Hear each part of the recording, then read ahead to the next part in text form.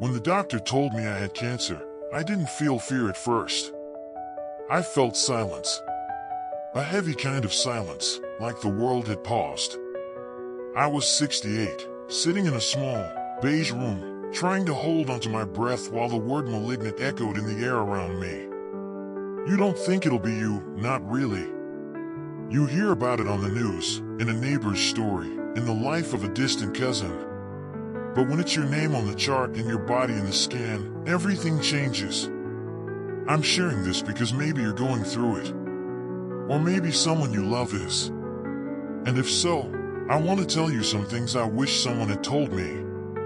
Not the medical stuff, you'll get plenty of that. I'm talking about the human stuff.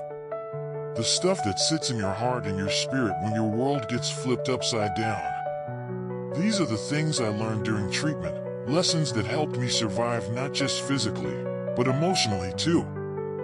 First, I wish someone had told me that it's okay to grieve your old life. Cancer doesn't just show up and leave your body the same. It interrupts your routines, your plans, your identity.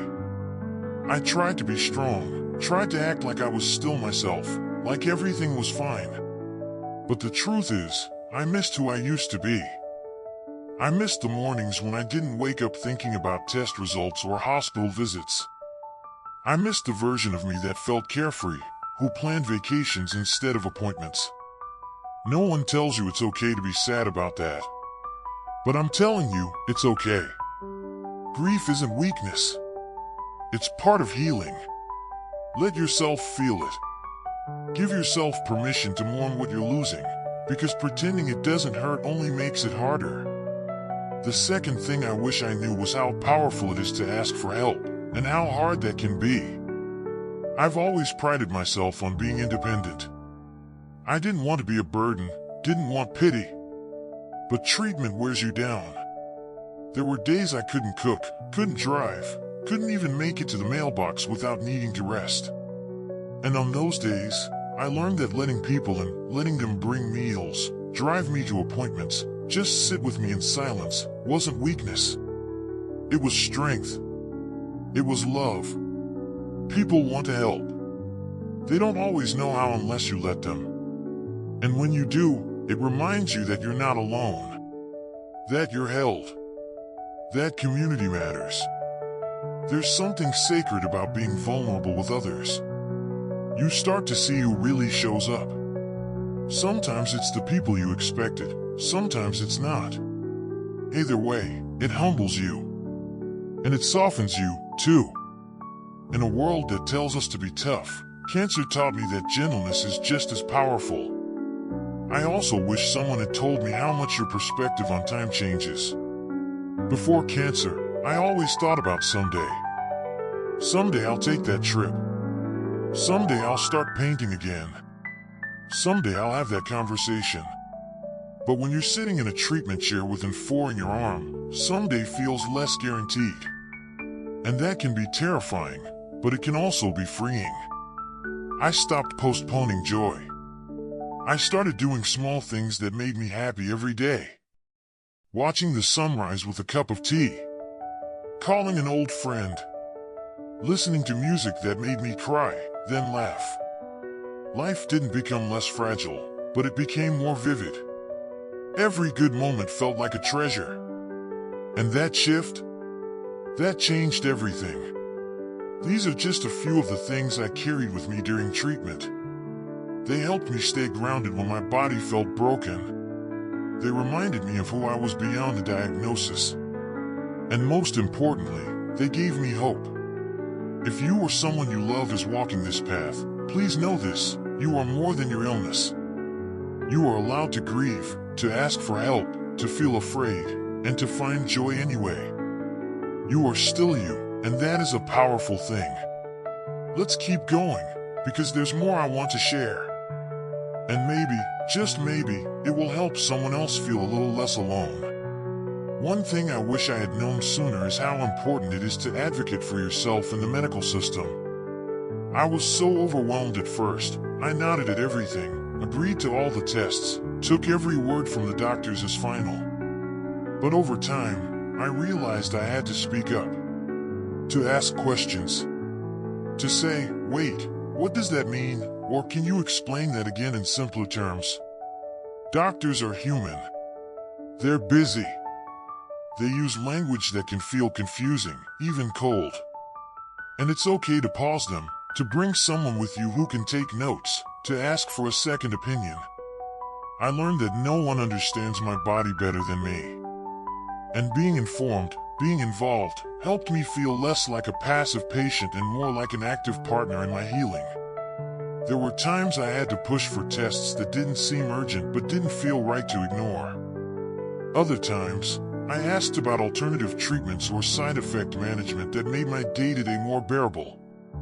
I learned that the best care doesn't always mean the fastest, it means the most thoughtful. And being thoughtful starts with you, trusting your gut.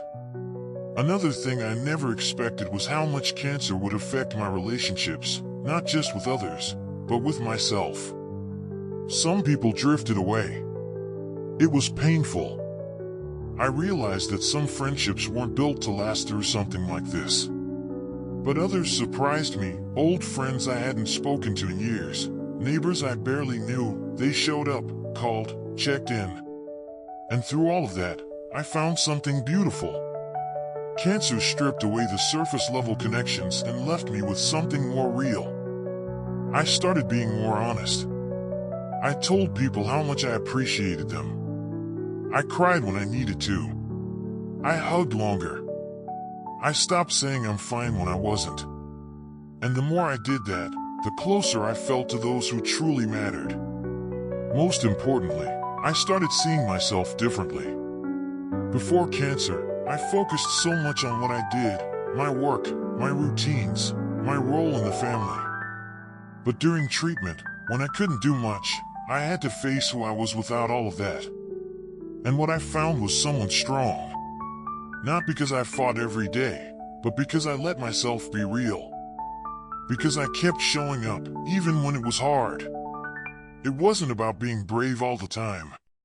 It was about being present, being human, and realizing that even in weakness, there is grace. Even in pain, there is meaning. And even in the darkest moments, there is light, if you're willing to let it in. So if you're listening to this and you're in the thick of it, please know, this journey will shape you, but it will not define you. You still have power. You still have choice. And most of all, you still have worth. Let's keep going. There's one more thing I want to share before we finish. Something that helped me reconnect with life and with hope in a way I never expected. It's this: laughter has healing power. And I don't mean the fake kind. I mean the real, belly-deep kind that sneaks up on you.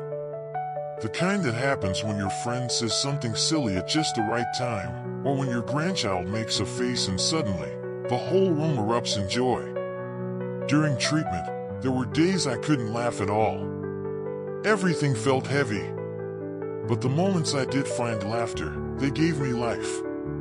They reminded me that even though I was fighting something terrible, I was still alive. Still human. Still capable of feeling something other than fear. I started watching comedies again. I made a rule for myself, 10 minutes of something light every day. Even when I didn't feel like it. Especially when I didn't feel like it. And slowly, that lightness found its way back into my spirit. Laughter doesn't fix everything, but it makes the pain feel less sharp. It opens a window when the room feels too dark. And it brings you back to the present moment, where love and connection live. If you can, find a way to laugh, even a little. Watch that silly show, call that funny friend, read the comic strip. Let joy sneak in through whatever crack it can. You don't have to feel happy all the time. But even one moment of laughter can remind you that your soul is still here, still shining. So here we are. You've walked with me through the things I wish I'd known during treatment. And maybe some of these things speak to you. Maybe some of them are reminders. Maybe they offer comfort. I hope so. Because if there's one thing I've learned through all of this, it's that healing isn't just about the body, it's about the heart. And even after cancer, even after the scars and the worry and the fear, there is still life. There is still light. And there is still you.